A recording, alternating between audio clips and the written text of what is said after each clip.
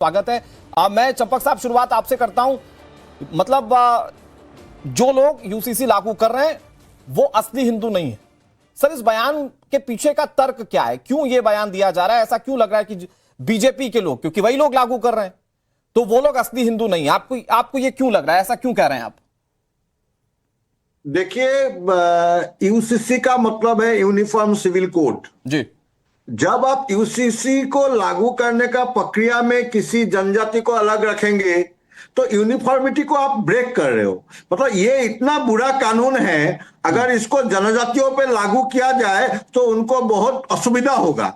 इसीलिए हम कह रहे हैं कि अगर आपका कोई भी कुदरती निजाम इसको चलाने के लिए जो एक व्यवस्था किया जाता है लोगों द्वारा, तो उसको अगर आप शिद्दत के तौर पर से मुसल्लत करेंगे, आपका मनसूई कोई भी अपना इरादा, आपका कोई भी हिडन एजेंडा, मंसूबा आरएसएस बीजेपी का, तो इससे क्या होगा? हिंदुत्व बेसिकली कलिता साहब आप ये कह रहे हैं, या जो आपका हिंदुस्तानी हो, आप बेसिकली ये कहने की कोशिश कर रहे हैं कि जो एसटी या फिर जनजाति लोग, जिन लोगों की अपनी मान्यताएं हैं, जिसको छूट दी गई है यूसीसी के तमाम कानूनों में, अब आप ये कह रहे हैं कि एसटी को भी इसके दायरे में लिया जाए, उसको भी। यूसीसी खराब है। नहीं, क्यों खराब है? यूसीसी खराब है, इसीलिए तो आपने इनको छूट दिया है। खराब है क्योंकि आप लोगों का यूसीसी क्यों खराब है? यूसीसी के प्रावधान क्या है कलिता साहब? यूसीसी के प्रावधान क्या है? 4 शादियों पर रोक, बेटियों को एक समान अधिकार मिलना जमीन जायदाद में, लिव इन रिलेशनशिप का रजिस्ट्रेशन, इसमें खराब क्या है? पूरे देश में एक समान कानून लागू होने में खराब क्या है? आप ये बताइए। आप मेघालय और गोवा में क्या करिएगा? हाँ, अरे तो सर वहां पर छूट दी गई है ना, जहां पर मैंडेटरी है वहां पर छूट दी गई है। बेसिकली कलिता साहब, ये धर्म के आधार पर जिन लोगों को 4 शादियों की छूट है, जिन लोगों को 3 तलाक कहने के बाद तलाक लेकर अलग होने की छूट है, बेसिकली आप उनका बचाव कर रहे हैं। जनजातीय जो लोग, जिन लोगों के लिए कुछ प्रोटोकॉल से उन लोगों को छूट दी गई है कानून में। नहीं, ये कानून खराब है ना, इसीलिए तो आप जनजाति को बाहर कर रहे हैं, क्योंकि आपका तो यूसीसी बहाना है, निशाना मुसलमान है। अच्छा, ये आरएसएस बीजेपी का एक, लेकिन मैं आपको एक बड़ी, कलिता साहब, एक इंपॉर्टेंट चीज बताता हूं। बदरुद्दीन अजमल की पार्टी एआईयूडीएफ, उसका पूरा सोर्स क्या है, उसके पीछे का पूरा बैकग्राउंड क्या है, वो सब जानते हैं। लेकिन अगर आप भारत के संविधान को मानते हैं तो मैं आपको बताऊं, 2 मामले, शाहबानो 1985, सरला मुदगल 1995, ये 2 मामले ऐसे थे जिसको लेकर सुप्रीम कोर्ट की टिप्पणी थी कि देश में यूसीसी जरूरी है राष्ट्रीय एकता के लिए और लैंगिक समानता के लिए। ये सुप्रीम कोर्ट की टिप्पणी, और अगर सुप्रीम कोर्ट की टिप्पणी है तो उसकी बिना पर यह लागू किया जा रहा है देश में। यूनिफॉर्मिटी हमेशा गलत है। यूनिफॉर्मिटी कुदरती नहीं है। आप अगर कोई भी मसनूई चीज मुसल्लत करेंगे शिद्दत से, तो हिंदुस्तान के लिए यह गलत होगा, हिंदुस्तान की बाहमी अंदरूनी सालमियत के लिए खराब होगा। तो ऐसे तो कल को आप कहेंगे देश में शरिया भी लागू हो जाए। अरे यार, यूसीसी के बिना तो हिंदुस्तान चल रहा है ना। हिंदुस्तान में जो, चलिए एक बात का जवाब दे दीजिए, मैंने बहुत वक्त दे दिया आपको। देश की जनता सुन चुकी कि एआईयूडीएफ संविधान को कितना मानती है और यूसीसी पर क्या सोचती है। चंपक कलिता साहब, बीजेपी के लोग नकली हिंदू हैं यूसीसी लागू करने से। चंपक कलिता साहब, बीजेपी के लोग नकली हिंदू हैं यूसीसी लागू कर रहे हैं तो? बीजेपी के लोग तो न हिंदू का मुखौटा पहन के हिंदुओं को ठग रहा है। ठीक है, प्रमोद स्वामी जी जवाब दे दीजिए। मंदिर का चारावा वो कह रहे हैं ये खराब है, और आपने जनजातीय लोगों को अलग क्यों रखा यूसीसी से? अगर अच्छा ही था तो उनको भी शामिल किया जाना चाहिए था, और आप लोग मुस्लिमों को टारगेट कर रहे हैं, आरएसएस का एजेंडा सेट कर रहे हैं यूसीसी के नाम पर। प्रमोद स्वामी जी जवाब दे दीजिए। देखिए यूसीसी पर सुप्रीम कोर्ट ने स्पष्ट किया है कि देश में इसे लागू करने का समय आ गया है। ये सुप्रीम कोर्ट का कथन है, और आर्टिकल 44 यह राज्य को भारत के संपूर्ण क्षेत्र में नागरिकों के लिए समान नागरिक संहिता सुरक्षित करने का प्रयास करने का निर्देश देता है। तो ये राज्य सरकार के अधीन है।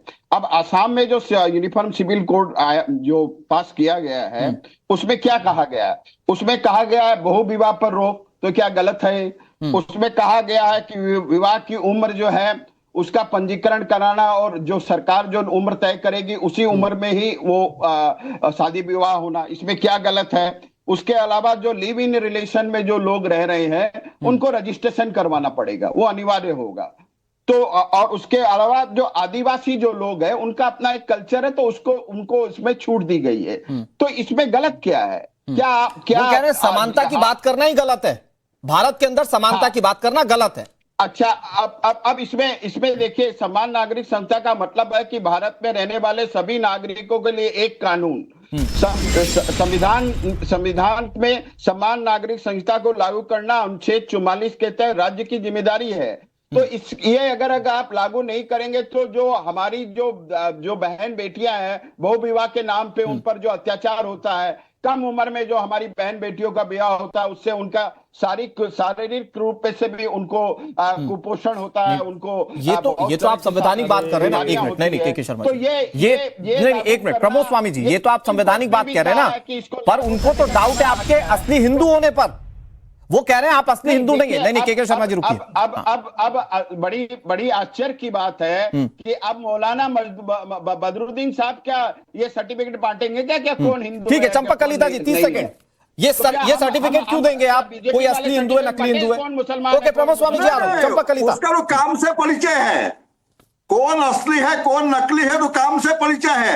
आरएसएस बीजेपी तो फिरंगियों से माफी मांगता रहा आजादी की जंग में। अगर ये असली हिंदू होते तो उस समय भारत का आजादी के जंग में फिरंगियों से, अंग्रेजों से माफी नहीं मांगते। आप मुद्दे को डाइवर्ट कर रहे हैं। झंडे को, तिरंगा झंडे को आरएसएस का हेडक्वार्टर में 50 साल फहरा लगा, नहीं फहरा लगा, काम नहीं। चंपक कलिता साहब, चंपक कलिता साहब, देखिए आप मुद्दे को डाइवर्ट कर रहे हैं। वो आजादी, इन सारी बातों को आरएसएस ने क्या किया, बीजेपी ने क्या किया, इनको मिक्सअप करके यूसीसी के बिना पर आप हिंदू का सर्टिफिकेट नहीं दे सकते। बदरुद्दीन अजमल साहब को लेकर लोग आज भी सवाल पूछते हैं कि कहां के रहने वाले, जरा असलियत बता दीजिए। मैं आ रहा हूं चंपक कलिता साहब, मैं कांग्रेस के पास जा रहा हूं। के शर्मा जी, के शर्मा जी, एक तो कि भाई आप चूंकि आज तो वकील के ड्रेसअप में भी आए, आप खुद वकील भी हैं, मैं दर्शकों को बता देता हूं कांग्रेस नेता होने के साथ साथ वकील भी हैं।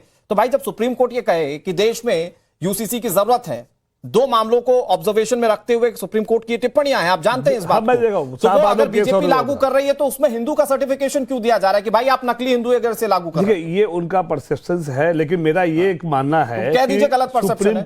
सुप्रीम कोर्ट ने जो कहा देश में कानून लाना जरूरी है, ये तो नहीं कहा था कि राज्यों में धीरे धीरे लाओ और धार्मिक उन्माद फैलाओ और धीरे धीरे जो मेन मुद्दा जो है महंगाई, बेरोजगारी, और कैसे फैला के शर्मा? अच्छा एक चीज बताइए, देश में लाने के लिए कहा था ना, संख्या है कि नहीं देश में? पार्लियामेंट में आपका संख्या है कि नहीं? लोकसभा में आपको भी ऐसा है? जब आपको दोनों जगह मेजोरिटी है तो आप देश में ला दो ना। ये थोड़े थोड़े बम जो गिराते हो धीरे धीरे, जो धार्मिक उन्माद का, जो हिंदू मुस्लिम के आज चुनाव के टाइम में, अब देखो यूपी का चुनाव आने वाला है, आप यूपी में कुछ नहीं करोगे तो क्या करो, राजस्थान में बम फोड़ो, उसका आवाज तो है तो इंडिया ही, मीडिया है ही, वो राजस्थान वाला मुद्दा यूपी में भी चलेगा।